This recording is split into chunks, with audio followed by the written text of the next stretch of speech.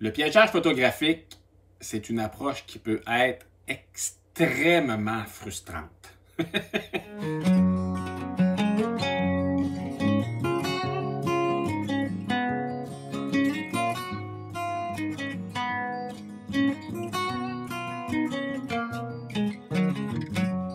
Dans une année, je réussis quand même très peu de photos réussies à l'aide de cette approche-là. Approche qui, pour plusieurs personnes, hein, ça semble facile parce que on n'est pas là quand la photo se prend. Hein. Fait que ça a l'air d'être un peu une approche de paresseux. Tu sais, t'aimes mieux être chez vous à faire d'autres choses, puis tu laisses ta caméra travailler toute seule dans le bois. Alors que la réalité, c'est que c'est très, très, très difficile. Techniquement, c'est ultra difficile. Il faut comprendre notre équipement, oui, c'est vrai, mais en plus, il faut deviner les comportements des animaux. Et là, je viens de terminer un séjour en forêt. J'ai essayé, autant comme autant, de prendre des photos de renards au piège photographique. J'avais un renard qui passait autour, qui tournait autour de mon piège. Et finalement, je n'y suis pas parvenu, mais j'ai presque eu un lièvre. Hein? Cette photo-là. Hey, ça aurait été super beau. Là. Regardez la neige qui tombe, le lièvre qui se présente sur le site, mais il n'est pas au bon endroit. Là, je vais vous la montrer aussi là, dans la vidéo. Là, je vais vous montrer la photo pour pas que vous soyez obligés de regarder sur l'écran et essayer de deviner qu'est-ce que je vous montre. Mais l'animal, finalement, le lièvre, il ne s'est pas présenté à l'endroit où je le voulais pour la photo. Parce que moi, en fait, ce que j'avais fait, c'est que j'avais, dans un cadrage comme ça, moi, ce que je veux, c'est que le sujet, il vienne ici. Alors, pour un renard, j'avais mis de l'odeur ici. Ça attirait le renard, mais ça attire pas le lièvre. Alors, le lièvre, lui, il s'est promené ici, puis il s'est jamais placé où je le voulais pour la photo. Alors, dans cette vidéo-ci, hein, je vais vous montrer, je vais vous donner quelques trucs pour faire en sorte que l'animal, une fois sur la zone, il va aller se placer où on le veut, où on a placé manuellement notre focus. C'est une question que plusieurs personnes me posent régulièrement quand ils voient mes photos. Est-ce que je les appâte? Est-ce que je les nourris? Comment je fais pour que les animaux se présentent sur mon spot? Alors, c'est de ça dont je vous parle dans cette vidéo-ci. Pour avoir du succès en piégeage photographique, la première des choses, il faut extrêmement bien connaître et l'espèce visée et le territoire en question. Pour y parvenir, pas compliqué, il faut étudier. Hein? Il y a toutes sortes de guides qui nous donnent des informations sur les espèces. Moi, je me sers, j'en ai quelques-uns là. Je me sers de celui sur les mammifères du Québec. Je me sers aussi beaucoup de les traces des animaux du Québec. Puis avec ça, ben, je suis capable d'avoir une idée des comportements de l'espèce que je cible pour le piégeage photographique. Et s'il est présent sur le territoire en cherchant les traces. Moi, c'est vraiment la première étape, c'est ça. Ensuite, je vais m'aider des caméras de surveillance. Hein. Je vous ai montré des images que je réalise avec ça. Dernièrement, je vous ai montré des images que j'ai faites d'un loup. Hein, je suis sur le cas du loup depuis plusieurs années maintenant. Ça te permet d'avoir, OK, l'animal il est présent, l'espèce est présente sur le territoire. Qu'est-ce qu'elle fait? Comment elle tourne autour de du site que je cible? Fait que cette caméra-là, ça va me permettre de placer plus efficacement le vrai piège photographique. Parce que les caméras de surveillance, moi j'appelle ça de surveillance, mais hein, c'est des pièges photos ça aussi, là. Mais les images sont tellement médiocres avec ces caméras-là que moi, je fais une distinction entre... Bon, quand je dis piège photo, c'est vraiment la caméra DSLR dont je me sers. Hein. Je me sers d'une Canon SL1 pour le piégeage photographique essentiellement. Puis à contrario, ben, l'autre, la caméra de surveillance, c'est la Bushnell dont je me sers. Et là, bon, quand je sais qu'il est présent, ben là, que l'espèce est présente, là, après ça, il y a quelques trucs qu'on peut utiliser pour amener le sujet sur la zone de focus. Le plus simple et le plus efficace et le plus éthique, hein, parce qu'il y a quelque chose de... Il faut faire attention avec l'éthique en piégeage photographique quand on parle d'odeur, puis hein, on perturbe en quelque sorte le comportement, on modifie le comportement de l'animal pour l'amener au piège photographique. Alors ça, c'est sûr que éthiquement parlant, il y a des limites à mettre là-dedans. Moi, ce que j'aime le plus, c'est de trouver les traces de passage et de placer le piège à cet endroit-là. Pour les lièvres, l'hiver, c'est facile. Hein? Quand il y a des traces, on voit les traces dans la neige, quand on voit qu'il y a des animaux qui passent régulièrement au même endroit, ben là, il s'agit de placer le piège comme ça. Dans ce temps-là, je vais utiliser davantage le système Cognisys. Hein, d'un côté, il y a un émetteur, de l'autre, il y a un récepteur. Puis dès que quelque chose passe entre les deux, ça brise le lien et ça déclenche la caméra. Alors ça, c'est beaucoup plus facile pour placer le focus en travaillant avec Cognisys. Pour les animaux qui passent, ça fonctionne bien. Maintenant, je peux le faire parce que avec les flash cam traption, ils ne dorment jamais. Donc, le déclenchement se fait automatique. Dès que l'animal passe, brise le faisceau, pouf, la caméra prend une photo puis le flash est prêt à déclencher. Ce qui n'était pas le cas avant. J'avais des flash Canon qui tombaient en dormance. Alors là, il fallait que la caméra envoie un premier signal au flash pour le réveiller. Puis là, ça prenait la photo. Il y avait un délai. Donc, ça, c'est éthique. Hein? On s'entend que l'animal qui va passer à un endroit, il est habitué de passer là, il change pas ses habitudes pour venir manger sur ton site. Alors ça, moi, j'aime beaucoup ça. Évidemment, le coup de flash, ça peut être questionnable, on peut critiquer ça, mais moi, j'ai toujours pour mon dire, OK, le bilan, moi, je mets dans la balance, OK, est-ce que j'ai le dérangement pour l'animal du fait que je prends une photo de lui avec un flash, avec ceci ou avec cela, versus la rentabilité de la photo, ce que ça va me permettre de faire pour l'espèce, la faire connaître, la montrer à quel point qu'elle est belle, convaincre des gens d'en prendre soin. Alors moi, c'est ces deux plateaux-là qui établissent la ligne. Hein? Ce que j'accepte de faire, ce que j'accepte pas de faire. Les traces de passage, les passages, ça, moi, j'ai aucun problème avec ça. Ensuite, ce qui est ultra... ce que j'adore trouver, c'est en forêt des carcasses. Hein? Le loup en question là, dont je vous parlais tantôt, c'était une carcasse d'orignal qui l'attirait, un orignal qui avait été abattu par les loups. Les loups revenaient sur la carcasse pour s'alimenter. Ça, pas de problème avec ça. Tu mets un piège dans ce coin-là, tu peux réussir tes photos, aucun problème. Éthiquement parlant, je me sens tout à fait à l'aise avec ça. Je me permets même aussi de récolter des roadkills. Hein? Les animaux qui se font frapper sur le bord du chemin. Hein, c'est une calamité, surtout au Québec, où on n'a vraiment pas bien réfléchi le concept du passage faunique. Il y a beaucoup d'animaux qui se font frapper sur les routes. Quand on les laisse là trop longtemps sur le bord de la route, ben, ça attire des animaux qui viennent se nourrir des carcasses. Il y a des risques de se faire frapper aux autres aussi. Des risques d'accidents avec les voitures. Alors moi, j'ai pas de problème à ramasser ces carcasses-là puis à les amener dans le bois, installer mon piège. Je me dis qu'au moins l'animal il est mort, mais pas complètement pour rien, parce que si on le laisse sur le bord du chemin, c'est le ministère des Transports ou les autorités, là, mais je pense que c'est le ministère des Transports qui ramasse les carcasses puis les met aux poubelles. Alors j'aime autant retourner les énergies de cet animal-là en forêt qui va alimenter d'autres animaux, les charognards, pour au moins on retourne ça à la nature au lieu de mettre ça dans une poubelle. Puis moi, ben ça me permet de faire une photo. Dernièrement, j'avais une carcasse, j'avais trouvé une carcasse de renard rouge, je l'ai mis dans la forêt, j'espérais attirer corbeaux et les corbeaux principalement, puis finalement c'est une hermine qui tournait autour de la carcasse de renard. Donc ça, j'ai pas de problème avec ça. Sinon, hein, là on rentre dans ce qui est un petit peu plus délicat. Quand on sait qu'on a une espèce sur la zone, là je reprends encore cette photo-là. Hein, OK.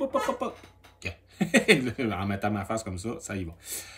Moi, c'est là que je voudrais que le lièvre se déplace. Là, ce que j'avais fait, c'est que... Moi, c'était pour le renard. Je vais vous montrer ce que j'utilise pour les canidés. de l'odeur. Moi, je vais essayer d'amener sur un site, parce qu'il faut qu'il soit présent dans le secteur, mais là, tu veux le déplacer sur ton focus, sur ta composition, à l'endroit où ta composition, tu l'as imaginé. Alors, dans ce temps-là, moi, je veux pas que l'animal se nourrisse. Je veux pas qu'il vienne puis qu'il prenne l'habitude de manger, puis que là, finalement, il transforme ses habitudes en nature pour venir manger sur le site de ton piège photographique. Idéalement, j'utilise strictement des odeurs pour faire en sorte que là, il va se déplacer puis il va se dire « Oh, il y a quelque chose qui sent étrange là. » C'est que là, tu veux qu'il vienne là. Là, j'espérais un renard. Alors, ce que j'avais utilisé, je vous montre ça.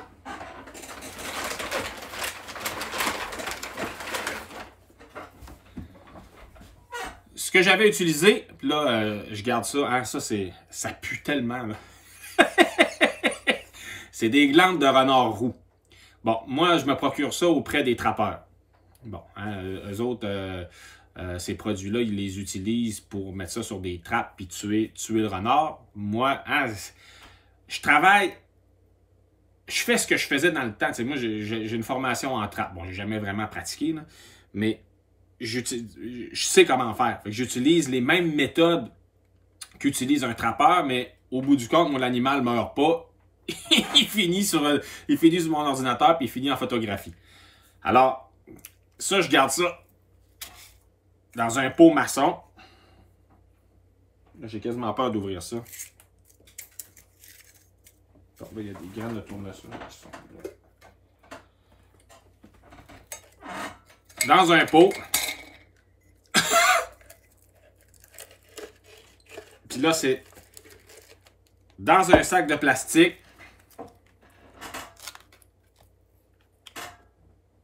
Extrême 01. Ah là, j'ouvre pas ça là. En fait, là-dedans, il y a un petit contenant en verre.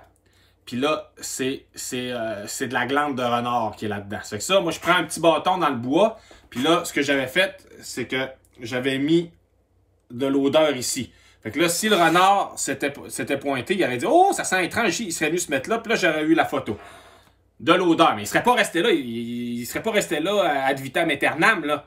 Il serait venu une fois. Puis là, il aurait dit, bon, ben, ça sent quelque chose. Fait que probablement, il aurait marqué son territoire. Il aurait probablement fait pipi par-dessus l'odeur. Et moi, pendant ce temps-là, ben, j'aurais été capable de prendre la photo. Bon, ça, je remets ça dans le pot. Puis ça, idéalement, vous ne gardez pas ça dans la maison. Hein? J'ai la même chose. Pour les mucélidés. Hein? J'ai des glandes de... Mais ça, le mucélidé, c'est épouvantable. Ça pue 10 fois plus que le renard. C'est la même chose. Hein. Je ne sortirai pas, c'est la même affaire. C'est dans un pot maçon que je garde ça. Sac de plastique, petit contenant. Puis là, c'est des extraits de glandes de mucélidés. Puis ça, je fais la même chose. Je mets ça à l'endroit. Je sais qu'il y a, mettons, si je sais qu'il y a une hermine dans ce secteur-là, ben là, je vais essayer de l'attirer en mettant de l'odeur. Elle va venir voir. Puis là, ça va me permettre de faire la photo. Sinon... Pour les canidés, on peut aussi utiliser de l'urine. Ça, c'est de l'urine de femelle coyote en chaleur. Alors ça, même chose, j'aurais mis ça sur l'arbre ici, puis pour essayer d'amener le coyote à se pointer là. Pour l'instant, j'ai essayé autant comme autant. J'ai fait des photos de renard avec la caméra en main, mais j'ai jamais été capable de faire des photos de canidés au piège photographique. Parce que le problème principal que j'ai actuellement, c'est que mes pièges photo, mon piège photo, mes flashs, la caméra, je suis pas capable de la laisser suffisamment longtemps en forêt. Puis moi, je pratique essentiellement piégeage photo l'hiver, donc les flashs meurent après 2 jours, la batterie est morte. Fait que je suis obligé d'y retourner pour changer les piles. Et ça, c'est un problème parce que là, on perturbe le site. Le canidé, c'est un animal ultra intelligent, ultra rusé. S'il sent qu'il y a un humain qui vient trop souvent, il va se dire qu'il y a quelque chose qui ne marche pas. Fait que là, je vais... c'est de l'essai-erreur, c'est de l'artisanat, le piégeage photographique. Alors, là, j'ai décidé d'acheter, c'est des panneaux solaires que la compagnie Camtraction vend pour faire en sorte que tes flashs, il y a des batteries rechargeables dedans. Dans le jour, ça recharge, fait que tu es capable de laisser ça des semaines de temps en forêt. Puis là, moi, c'est ça que je vais faire pour le loup, Pour le renard, ça va vraiment être le piégeage photo que je vais faire. Ça va être sur du long terme. Pour les petits animaux comme le lièvre, les muscélidés, les polatouches, la microfaune comme les musaraignes, les petites souris, les castors, tout ça, ça fonctionne bien. Même si on perturbe le site en y allant souvent, parce que c'est des animaux qui sont un peu moins rusés, un peu moins farouches. Mais quand tu commences à rentrer dans le canidé, puis tout ça, même l'ours c'est facile. L'ours, c'est ultra facile. Je vais vous montrer tantôt ce que j'utilise pour les attirer sur mon site, puis à l'endroit où je le veux pour la photo. C'est des animaux, ça va bien avec ces animaux-là. Mais le canidé, c'est le défi ultime.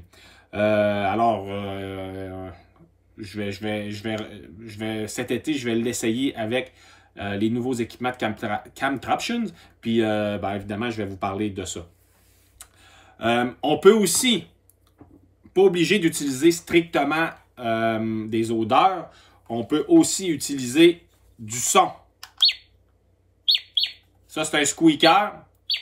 Évidemment, on ne le met pas de même comme ça dans le bois parce que s'il pleut, il ne marchera pas longtemps. Là. Moi, je mets ça dans un sac, un ziploc, puis je le cache dans les buissons. Puis ça attire. J'ai été capable d'attirer grand-duc, les oiseaux de proie, musélidés, ça marche bien aussi. Ça a l'air d'un petit animal en détresse, alors les prédateurs vont venir faire leur tour. On peut aussi utiliser pour ce qui est les canidés, les musélidés, de l'huile de poisson. Ce qui marche le mieux, là ça c'est une boîte de saumon. Là. Ce qui marche le mieux, c'est vraiment d'huile de sardine. Moi, je laisse pas les poissons sur place parce que je veux, comme encore une fois, je veux pas que l'animal mange. Moi, je veux juste qu'il vienne parce que ça sent fort. Je veux qu'il vienne, il va être attiré par l'odeur, il va rester quelques instants, la photo va se prendre puis il va s'en aller. Ça fonctionne super bien. Ça coûte pas très cher, hein? Quelques dollars à l'épicerie. Sinon, pour tout ce qui s'appelle lièvre, polatouche, écureuil, les souris, musaraignes, la microfaune, une noix de beurre d'arachide. J'en mets pas beaucoup, je veux pas qu'ils mangent. Encore une fois, c'est juste pour la photo de polatouche que je vous montre ici. J'avais pris un bâton, j'en avais étendu sur la petite branche parce que je voulais que le polatouche vienne s'installer là. Ça fonctionne super bien. Puis ça, on a tous ça dans nos maisons, là, en tout cas au Québec. Fonctionne super bien. Sinon, qu'est-ce qu'on peut utiliser aussi? Et ça, autant que se faire se peut, le moins possible,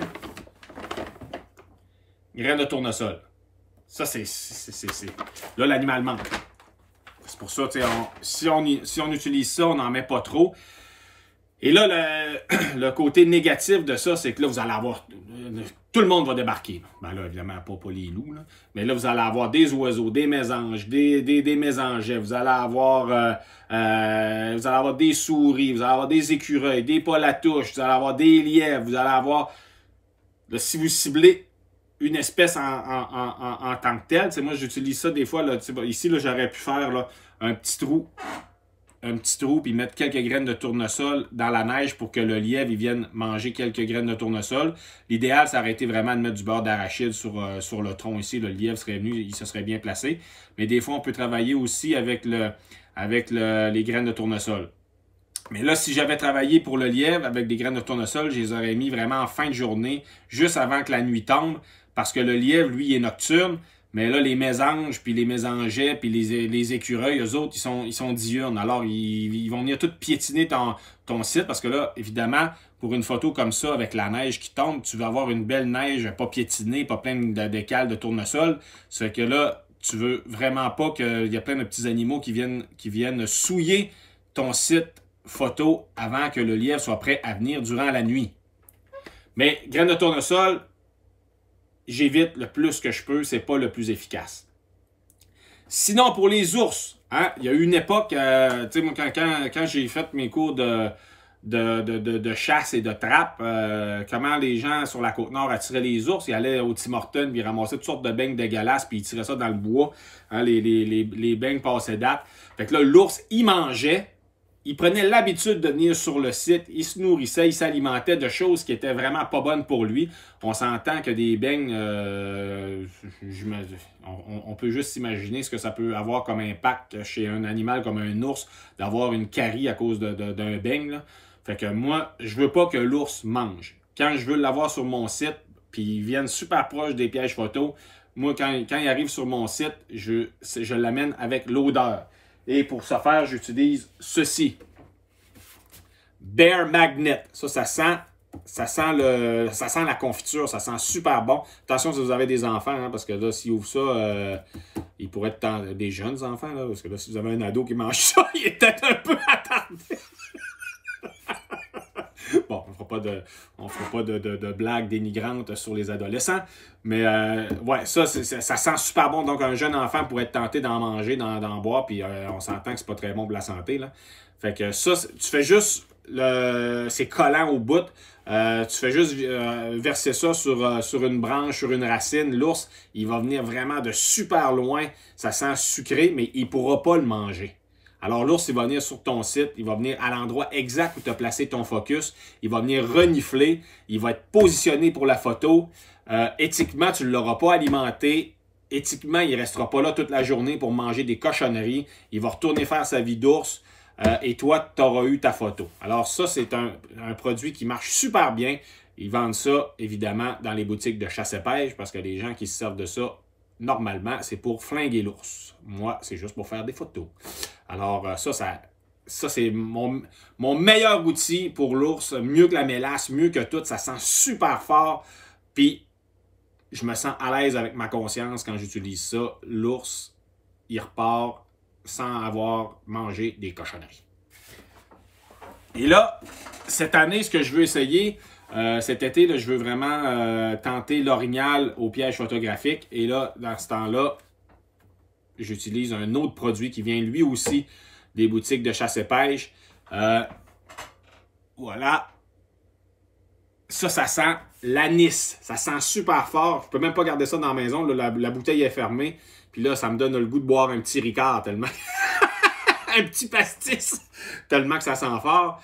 Alors, ça, je garde ça, moi, les deux, là. Je garde ça dans la remise. Je garde pas ça dans la maison. Ça sent vraiment trop fort. Mais au moins, ça sent bon. Ça sent l'anis. L'autre, ça sent la confiture. Pas mal mieux que ce qui sent l'urine de coyote. Ou la glande de renard. ça non plus, je garde pas ça dans la maison. Hein? Là, ils sont dans la maison pour les besoins de la cause de la vidéo. Mais ça va retourner dans la remise dès que la vidéo sera terminée. Alors voilà. Grosso modo, c'est de la façon dont je travaille pour éviter ces problèmes-là. C'est-à-dire que le sujet vient sur ton site, mais pas au bon endroit. Tu veux l'avoir dans ta composition. Tu as imaginé ta composition. Quand tu arrives sur un site, oui, tu sais que l'animal est présent. Tu sais que cette espèce-là fréquente le secteur, mais tu t'imagines aussi l'image que tu veux. Donc, moi, je le voulais, le renard, à côté de ce tronc-là, avec... idéalement, tu veux pas de branchailles, puis vous ne comprendrez pas, vous, amis de France, mais tu veux pas de petites branches en arrière, tu veux pas rien qui vient perturber ton œil, qui vient salir finalement ton site. La composition était bien imaginée avec les petits flocons qui tombent, ça aurait été magnifique. Le lièvre, il nous a presque fait un cadeau, mais c'est raté parce que j'avais pas l'heure pour l'amener à l'endroit voulu en termes de composition photographique. Je vous laisse là-dessus, les amis. Je vais évidemment faire d'autres vidéos prochainement sur la photo animalière. Si vous aimez mon travail, faites des j'aime, partagez. On se revoit. À la prochaine!